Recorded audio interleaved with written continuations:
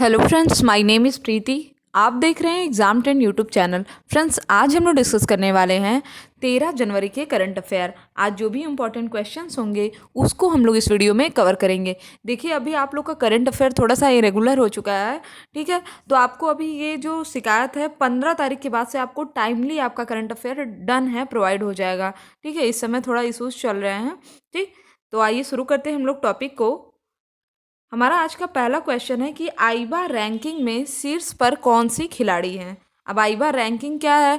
आईबा मतलब क्या है? International boxing association. और जब भी बॉक्सिंग की बात आती है तो नंबर 1 पे हम लोग किसे काउंट करते हैं?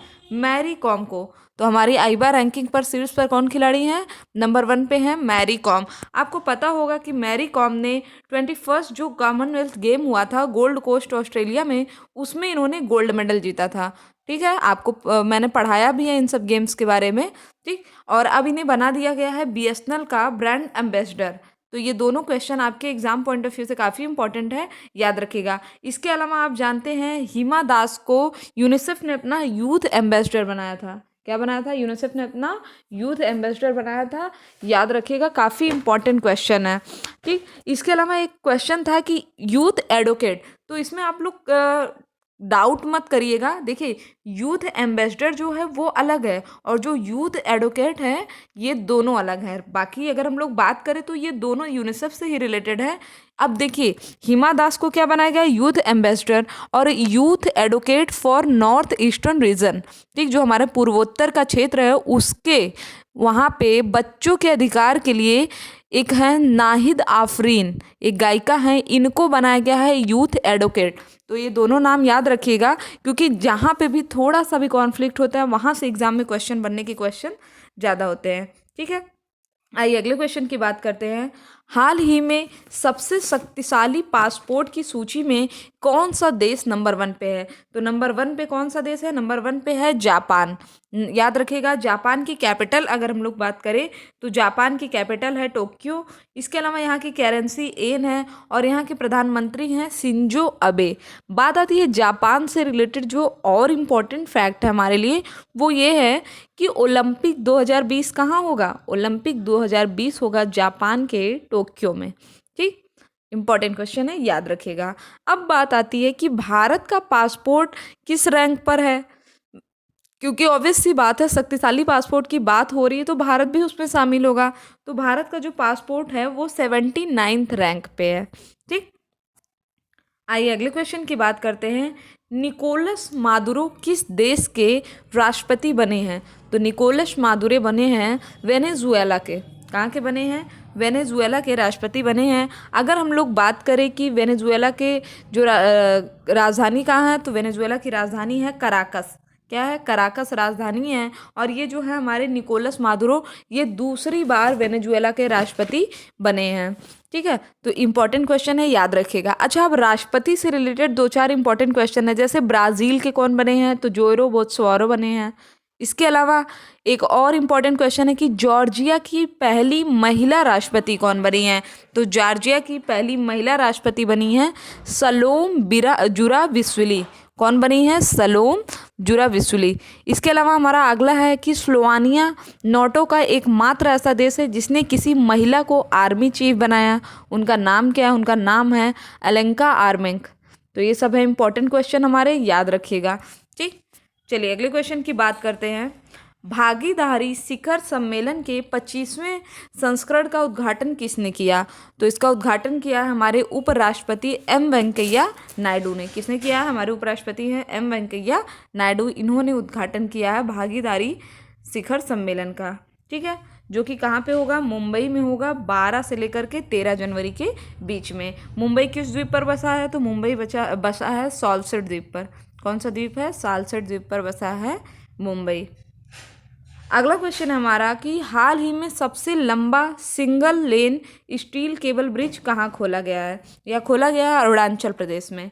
इस ब्रिज का नाम क्या है? वो भी इंपॉर्टेंट है आपके लिए, याद रखना। इसका नाम है ब्योरुंग ब्रिज।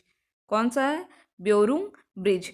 और ये सियांग नदी पर बना है। इसकी लंबाई है 300 मीटर।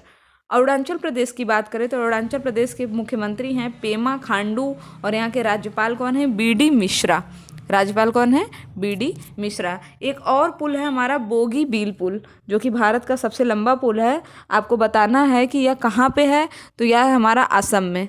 ठीक है, ये कहाँ पे बना है? असम में ब्रह्मपुत्र नदी के ऊपर बना है बोगीबील पुल। तो बोगीबील पुल को आप लोग बेउरुंग ब्रिज से कंफ्यूज मत करिएगा, यह अरुणाचल प्रदेश में है और जबकि बोगीबील कहाँ है? असम में। आइए अगले क्वेश्चन की बात करते हैं। टोक्यो ओलंपिक के लिए किसे सेफ द मिशन नामित किया गया है? सेफ द मिशन किसे नामित किया गया है? वीरेंद्र प्रसाद वैश्य को। ठीक है, समर ओलंपिक जो होगा हमारा 2020 में, इसके लिए सेफ द मिशन किसे नामित किया गया? वीरेंद्र प्रसाद वैश्य को। अगला क्वेश्चन हमारा, भारत सरकार ने किन शहरों के बीच एयर बोट सेवा शुरू करने का निर्णय लिया है? तो ऑब्वियस सी बात है, वाराणसी से प्रयागराज। वाराणसी आपके लिए इम्पॉर्टेंट है, किस लिए? याद कर लीजिए। पहली बात तो वाराणसी में खुला हमारा मल्टी मॉडल टर्मिनल। क्या खुला है? मल्टी मॉडल टर्मिनल का उद्घाटन किया गया है। किसके द्वारा? अंतर्राष्ट्रीय जलमार्ग प्राधिकरण विभाग के द्वारा इसे बनाया गया है। क्यों? अंतर्देशीय जलमार्ग जो व्यापार होगा उसे बढ़ावा देने के लिए। दूसरा इम्पॉर्टेंट है कि वाराणसी में फ्रेट विलेज खोला जा रहा है, क्योंकि अगर वहाँ पे ट्रेड होगा तो ऑब्वियस सी बात है माल ढुलाई गांव होना ज़रूरी है, तो इसके लिए वहाँ पे फ्रेट विलेज भी खोला जा रहा है। तीसरा वाराणसी क्यों इम्पॉर्टेंट है? तीसरा वाराणसी इसलिए इम्पॉर्टेंट है कि वहाँ पे एक लग्जरी क्रूज चलाया गया है जिसका नाम है अलकनंदा क्रूज। फोर्थ हमारा है कि जो हमारा 15वां प्रवासी भारतीय सम्मेलन हो रहा है उसका आयोजन 21 से 23 जनवरी के बीच में कहाँ होगा? वाराणसी में होगा। तो आई थिंक आपके लिए इतने क्वेश्चन ज़्यादा इंपॉर्टेंट है, मैंने आपको बता दिया।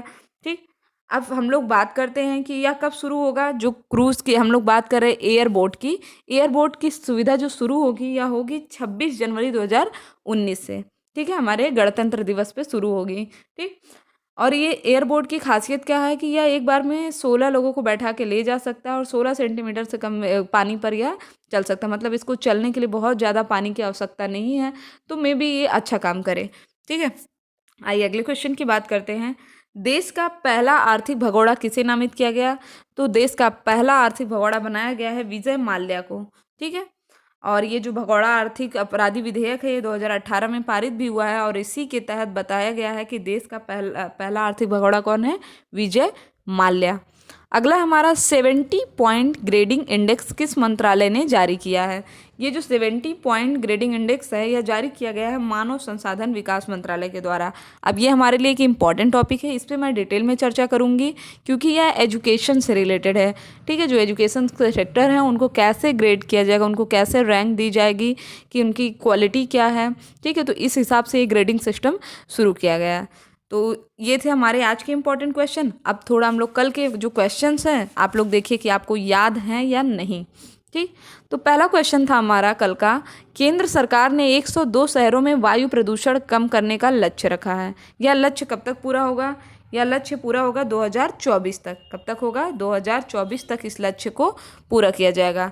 इसके अलावा हमारा है रायसीना डायलॉग के चौथे संस्करण का आयोजन कहाँ होगा? तो न्यू दिल्ली में होगा। रायसीना डायलॉग क्या है? भारत का विदेश मंत्रालय रायसीना पहाड़ी नई दिल्ली में स्थित है। फिर हमारा यूनिवर्सल बेसिक इनकम लाने का प्रस्ताव किस राज्य ने रखा है? सिक्किम ने रखा है। ठीक, सिक्किम के ब्रांड एम्बेसडर कौन है? AR रहमान। और सिक्किम ने पहली बार पेड़ों के साथ मानवीय रिश्ता बनाने के लिए एग्री किया था। ठीक है, कि वहाँ पे जो भी लोग हैं वो पेड़ों के साथ मानवीय रिश्ता बना सकते हैं। अगला हमारा कि GST काउंसिल की 32वीं बैठक में कितने लाख टर्नओवर वाले कारोबारियों को GST से मुक्त रखा जाएगा? 40 लाख टर्नओवर वाले कारोबारियों को GST से मुक्त रखा जाएगा।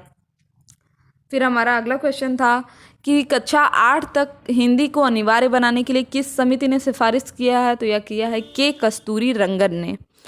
किस राज्य में 3 नए एम्स खोले जा रहे हैं? तो यहाँ पे जम्मू कश्मीर में 2 और गुजरात में 1।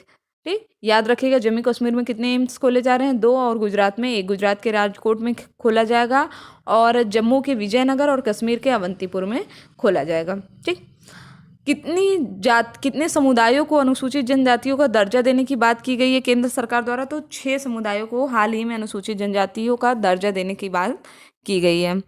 अगला हमारा कि विश्व आर्थिक मंच की नवीनतम रिपोर्ट के अनुसार भारत कब तक विश्व का तीसरा सबसे बड़ा उपभोक्ता बाजार बन जाएगा? तो 2030 तक भारत विश्व का सबसे बड़ा उपभोक्ता बाजार बन जाएगा। फिर था हमारा अगला कि राष्ट्रीय युवा दिवस कब मनाया जाता है? तो आपको पता है विवेकानंद की जयंती पर मनाया जाता है राष्ट्रीय युवा दिवस, और यह कब पड़ता है? 12 जनवरी को। तो ये थे हमारे आज के इम्पोर्टेंट क्वेश्चन। आई होप कि आपको वीडियो पसंद आया होगा। अगर वीडियो पसंद आया तो चैनल को सब्सक्राइब करें, शेयर करें और लाइक करना ना भूलें। साथ ही साथ आपके जितने भी व्हाट्सएप या एजुकेशनल ग्रुप हैं आप वहाँ पे वीडियो को ज़रूर शेयर करें। तो आज के लिए बस इतना ही। Thank you friends, thank you so much.